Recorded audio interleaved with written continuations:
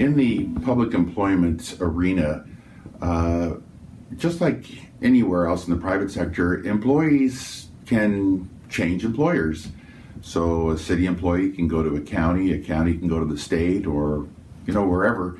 They've got their skill sets, and they're going to go to wherever they get paid the most, perhaps, or they want to move back to where they were raised, or whatever the case may be. So what happens is we have CalPERS, the California Public Employment Retirement System. We have the CERL, the County Employee Retirement Law of 1937, which applies to 20 counties of the 58.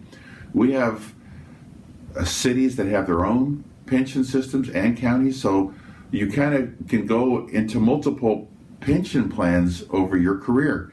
So what happens is they've all kind of agreed to have reciprocity agreements so that they all share in the cost of the retirement benefit when you finally retire at 50 or 55 or 60 or whenever a public employee decides to retire.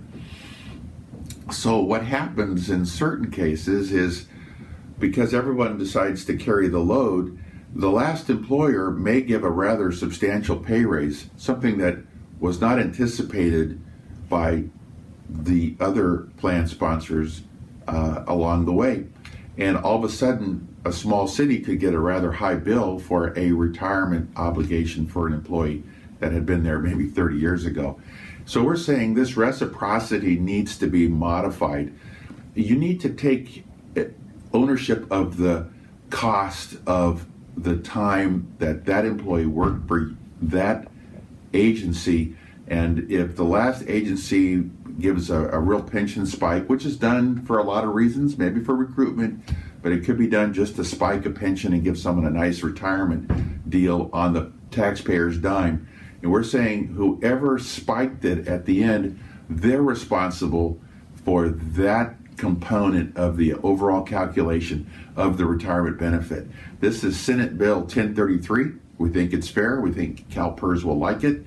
We think all the other plan sponsors will like it, but it should be codified, should be corrected so that we stop a potential abuse. And so keep your eye on SB 1033 as we move this bill along in the process here in 2018 in Sacramento.